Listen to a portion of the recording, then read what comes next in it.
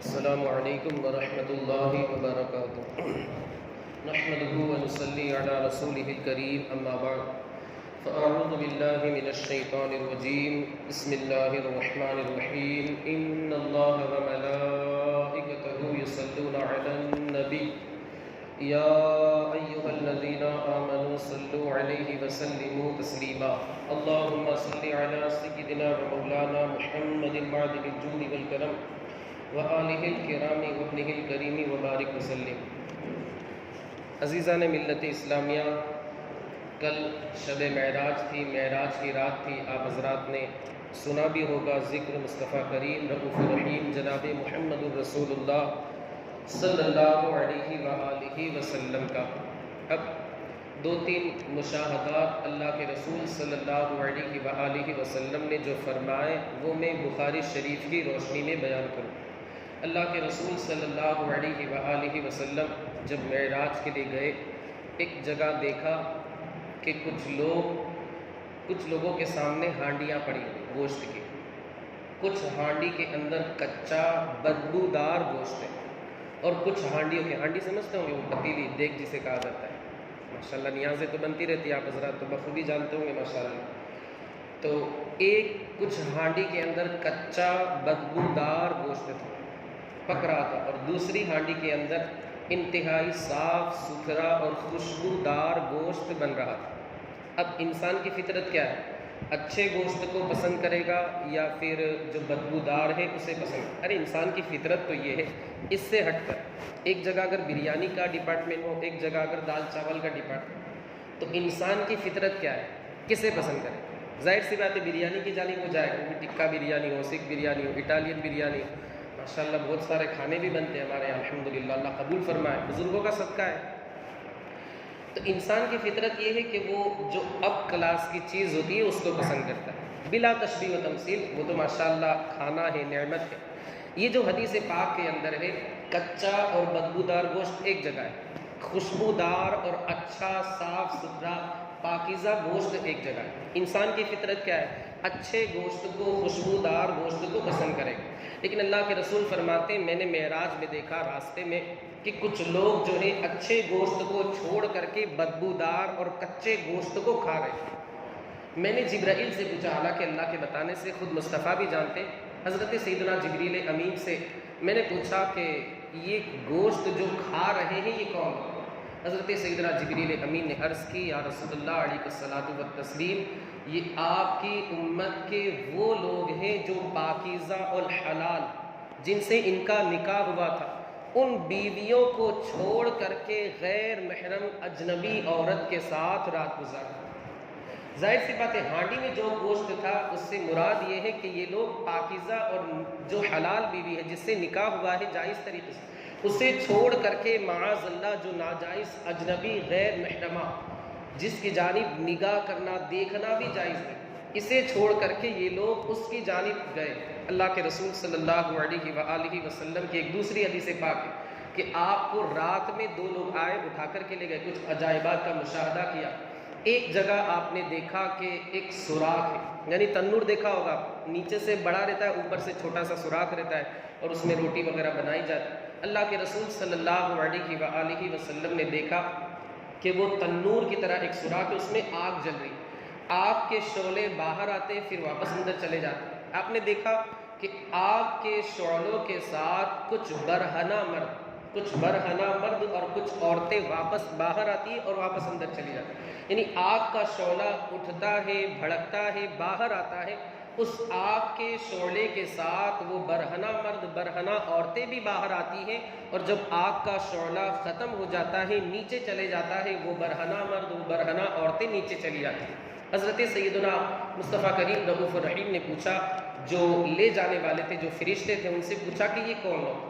اللہ کے رسول صلی اللہ علیہ وآلہ وسلم کی بارگاہ میں ان دونوں نے عرض کیا یہ آپ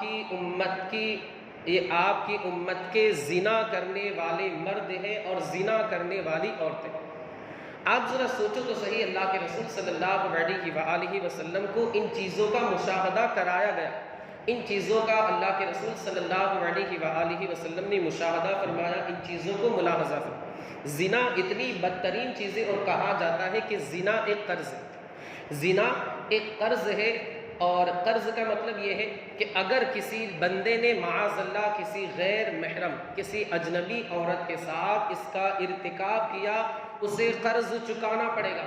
مطلب اس کا یہ ہے کہ اگر اس نے کسی کے ساتھ بدکاری کی، بدفعلی کی، تو اس کے خاندان کی کسی خاتون کے ساتھ، اب چاہے اس کی بیٹی ہو، پوتی ہو، نواسی ہو، بہن ہو، کسی کے ساتھ بھی اس کا بدلہ چکایا جائے۔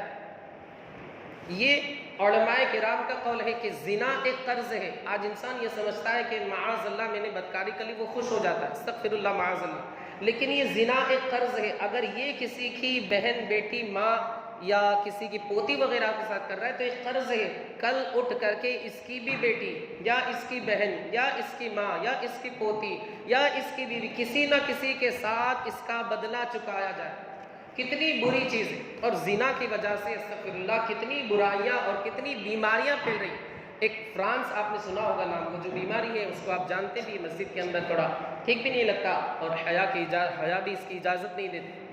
ایک مشہور و معروف بیماری آپ حضرات جانتے ہیں، وہ مشہور و معروف بیماری دیگر ممالک، یورپ کے ممالک میں پھیلی ہوئی ہے، اور حدیث پاک میں آتا ہے کہ جب زانی بچے زیادہ ہو جائے، ولد الزنا بچے زیادہ ہو جائے، فرانس کا ریسرچ کیا گیا، ابھی اس نے گستاخی کی تھی مردود نے، اس کا جب ریسرچ کیا گیا، تحقیق کی گئی، تو نتیجہ یہ آیا کہ سب سے زیادہ زنا وہیں پر ہوتا ہے، اور سب سے زیادہ ولد الزنا اولاد وہیں پر، زنا کے بچے وہیں پر، چونکہ اس نے گستاخی کی تھی، ریسرچ کیا تو ساری اس کی پولیں باہر آئی۔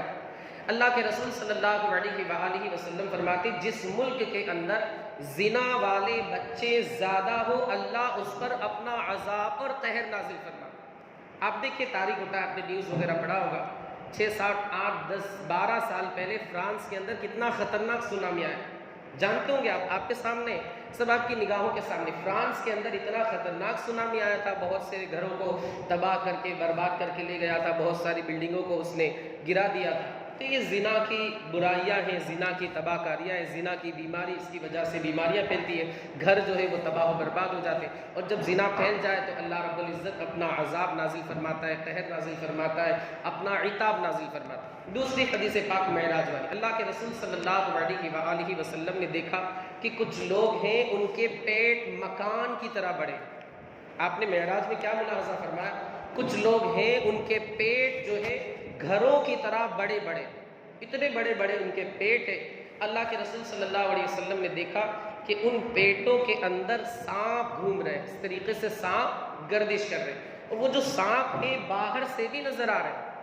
اللہ اکبر، عبرت پکڑنے کی جگہ ہے۔ اللہ کے رسول صلی اللہ علیہ وآلہ وسلم نے حضرت سیدنا جبریل امین سے پوچھا کہ یہ کون لوگ؟ سیدنا جبریل امین نے عرض کی، یا رسول اللہ، یہ آپ کی امت کے بیاج خور لوگ، وہ لوگ جو سود خوری کرتے تھے، بیاج خوری کرتے تھے، آپ کی امت کے وہ لوگ ہیں۔ یہ جو سانپ کی شکل اندر ہے، یہ بیاج کے پیسے ان لوگوں نے غریب کا خون چوس کر کے جو بیاج کی کمائی حاصل کی، یہ سانپ کی شکل آج اس نے اختیار کی۔ قرآن مقدس کے اندر فرمایا گا کہ کل قیامت کے دن یتخبطہ الشیطان من المس، بیاج خور، سود خور، جو سودی رقم لیتا ہے، لین دین کرتا ہے، اس کا حال یہ ہوگا کہ قیامت کے دن وہ بالکل ایسا ہو جائے گا جیسے اسے کسی نے جادو کا اثر کر دیا۔ یتخبطہ الشیطان من المس، جادو کا اثر کر دیا ہے، آصف زدہ ہے، بالکل اس طریقے سے لڑکھڑا ہے۔ اس کی وجہ مفسرین کرام یہ بیان فرماتے کہ یہ چونکہ ظاہر سی بات ہے جس کے اوپر آصف کا اثر ہو جائے، جنات کا اثر ہو جائے، یعنی ایک طریقے کا بھوت وغیرہ، تو اس وجہ سے مفسرین کرام بیان فرماتے کہ دنیا کے اندر اس کے اوپر سود کا بھوت سوار تھا، اسی بنیاد پر آج اسے ایسی ہی سزا دی جائے۔ وہ لڑکھڑائے گا، لوگ سمجھ جائیں گے کہ یہ دنیا کے اندر سود خوری کیا کرتا تھا، بیاج خوری کیا کرتا تھا، اور غریبوں کا مال چوس لیا کرتا تھا، غریبوں کا خون یہ چوسا کرتا تھا۔ اور بیاج کی حکمتیں کیا ہیں، یعنی اس کی ممانعت کی حکمتیں، 4 حکمتیں مفسرین کرام نے بیان فرمائی۔ ایک حکمت، ویسے تو بہت ساری حکمتیں آپ غور کریں، فکر کریں اور مطالعہ کریں، بہت ساری حکمتیں ملیں گی، لیکن 4 بنیادی حکمتیں مفسرین کرام نے بیان فرمائی۔ پہلی حکمت تو یہ ہے کہ بیاج کی بنیاد پر انسان، آپ تو جانتے ہیں کہ کسے کہا جاتا ہے، جس سے 100 دیے 150 لیے، 100 اگر بندہ دیتا ہے تو وہ 150 لیتا ہے. یعنی یہ جو 50 ایکسٹرا اس کے پاس آ رہے ہیں یہ کسی مال کے بدلے میں نہیں, کسی چیز کے بدلے میں نہیں. حالانکہ ہونا کیا چاہیے, لین دین برابر برابر ہونا چاہیے. ترازو کے اندر جو 2 پلے ہیں اس میں حساب کتاب برابر ہونا چاہیے. اب اگر ایک میں زیادہ ہے ایک میں کم ہے تو اسی کو کیا کہا جاتا ہے؟ اسی کو ناانصافی کہا جاتا ہے. اسلام جو ہے وہ ناانصافی سے روکتا ہے. ایک اس میں برائی یہ ہے کہ ناانصافی ہوتی ہے, ایک غریب جو ہے وہ پستا چلا جاتا ہے اور ایک امیر جو ہے اس کا بینک بیلنس بڑھتا چلا جاتا ہے. دوسری حکمت جو ہے بیاج سے روکنے کی ممانعت میں وہ یہ ہے کہ انسان جو ہے وہ تجارت کرنے سے سست ہو جاتا ہے. جیسے ایک بڑا انویسٹر آج کل اس کے پاس 10 لاکھ روپے, ٹھیک ہے, وہ یہ نہیں چاہتا کہ میں باہر جاؤں, محنت کروں, مشقت کروں, دوڑ دھوپ کروں اور ادھر ادھر دھوپ کے اندر گھوموں, وہ یہ نہیں چاہتا. اس نے یہ سوچا کہ لاؤ میرے پاس 10 لاکھ روپے, جو بندہ تجارت کر رہا ہے اس کو دے دو, 1 لاکھ کے 5,000. اب چاہے اسے نفع ہو نقصان ہو, وہ مجھے 1 لاکھ کے بدلے میں 5,000 ماہانہ دے گا. 10 لاکھ کے کتنے ہو گئے؟ 50,000. 10 لاکھ کے 50,000. یہ بیٹھ کر آرام سے 50,000 کما رہا ہے. اب ظاہر سی بات ہے یہ تجارت نہیں کر رہا. دوسرا بندہ ایسا تیار ہو گیا, تیسرا بندہ ایسا تیار ہو گیا, بہت سارے بندے ایسے تیار ہو جائیں گے. نتیجہ یہ ہوگا تجارت بالکل ٹھپ ہو جائے. اور جس ملک کی تجارت معیشت ٹھپ ہو جائے وہ ملک جو ہے تباہی کے دہانے پر چلا جاتا ہے. کیونکہ تجارت کرنا ضروری ہے, ملک کی اکانومی, ملک کی معیشت کو بڑھانے کے لیے تجارت کو فروغ دینا ضروری. انسان اس سے سست ہو جائے, کام نہیں کرے گا, اور یہ حرام ہے. آج کل مارکیٹ میں یہ بھی ایک سسٹم چلا ہے, جیسے جو بہت سارے بیوہ اور یہ جو کام نہیں کر پاتے وہ لوگ اپنے پیسے دے دیتے ہیں اور ایک رقم فکس کر لیتے. بھائی آپ کو ماہانہ 1,00,000 روپے پہ 2,000-2,500 تقریباً چلتا ہے, مجھے پتا ہے 2,000-2,500 آپ کو ماہانہ دینا ہی دینا ہے. یہ بالکل بیاج سود ناجائز و حرام. ہاں ایک جواز کی صورت یہ جسے شرکت کہا جاتا ہے کہ آپ پیسے دیجئے وہ بھی اپنے پیسے لگائے, دونوں مل کر کے تجارت ہو, جو بھی نفع ہو وہ بھی شریک یہ بھی شریک, جو بھی نقصان ہو نقصان میں دونوں برابر کے شریک, یہ صورت جائز. لیکن پہلی والی صورت کہ فکس کر دی, آپ کو چاہے نفع ہو نقصان ہو گھاٹا ہو کچھ بھی ہو ہمیں 2,000 روپے ماہانہ 1,00,000 روپے کے اوپر دینے, یہ ناجائز و حرام ہے اور یہ سود ہے.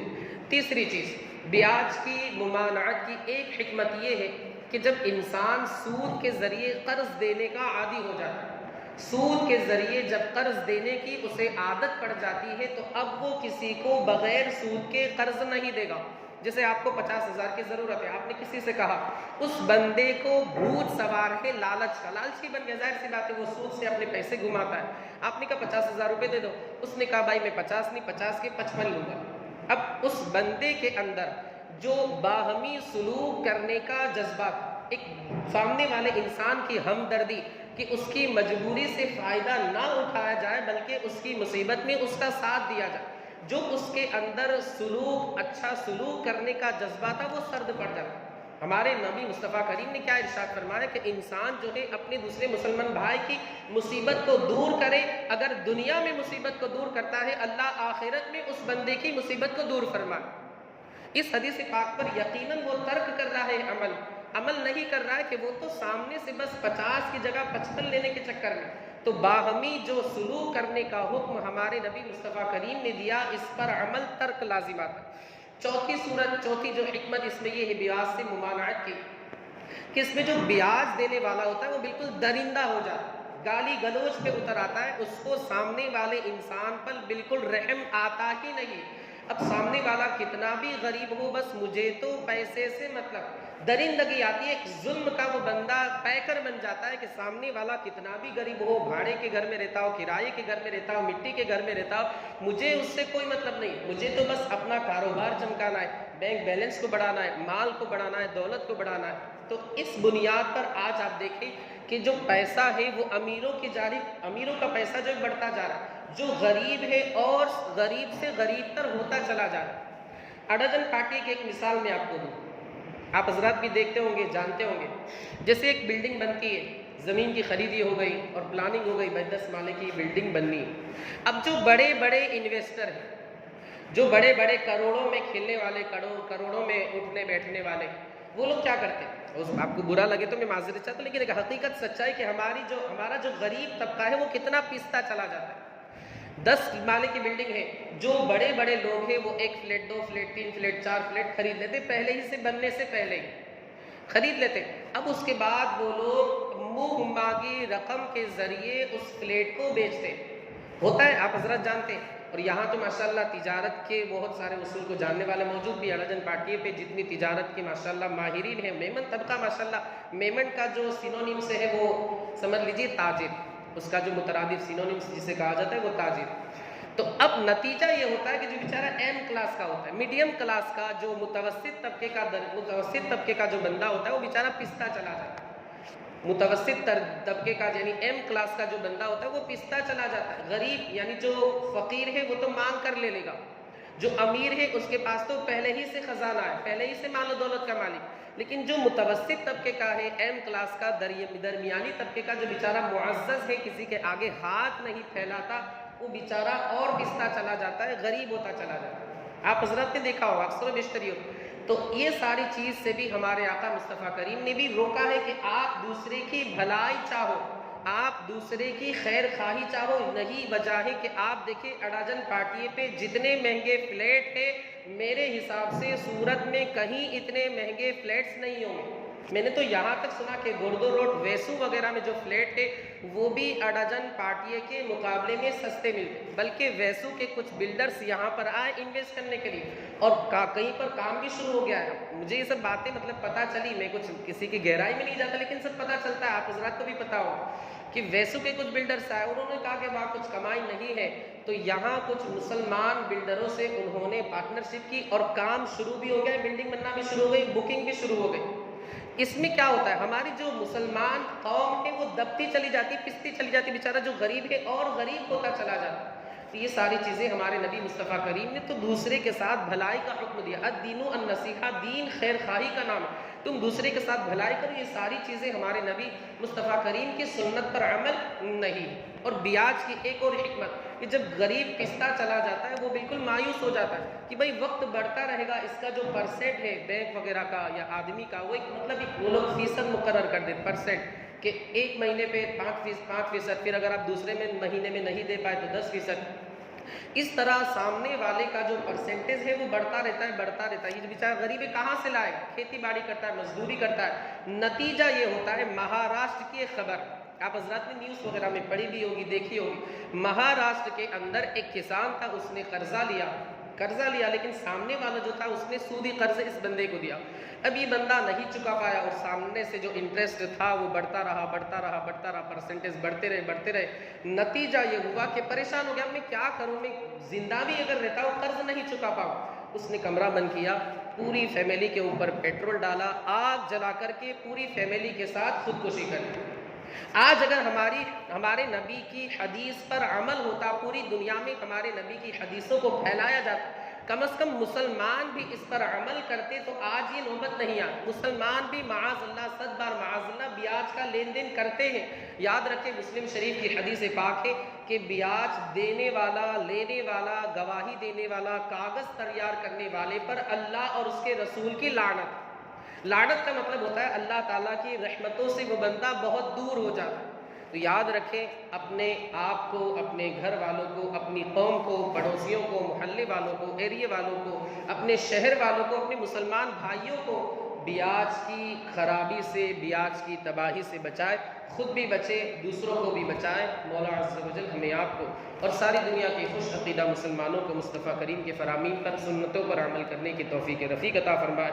جن چیزوں سے روکا ہے ان سے ہمیں بچنے کی، دوسروں کو بچانے کی توفیق رفیق عطا فرمائے۔ مولا کریم درس میں جو کچھ بھی بیان ہوا، اس کے بیان کرنے میں مجھ سے جو بھی غلطی، لغزش، خطا، خامی ہوئی ہو، اپنے حبیب کے صدقے میں سے معاف فرما۔ مولا اس کی برکتوں سے ہمیں مالا مال فرما، معراج کا ہمیں صدقہ عطا فرما۔ مولا معراج کے صدقے میں ہماری بے حساب مغفرت فرما۔ ہمارے بھائی یہاں پر آئے، بہت سارے ہمارے احباب روزے سے ہوں گے، مولا ان کے روزوں کو قبول فرما۔ مولا عز و جل ہم تمام لوگوں کے گناہوں کو معاف فرما۔ مولا عز و جل ہمارے ان بھائیوں کو اپنی شان کے مطابق اجر و ثواب عطا فرما، ان کی کمائی میں، کاروبار میں، تجارت میں، رزق حلال میں خوب سے خوب تر برکتیں عطا فرما۔ وصلی اللہ تعالی علی خیر خلقہ ونور عرشہ سیدنا مولانا محمد وعلی آلہ واصحابہ اجمعین۔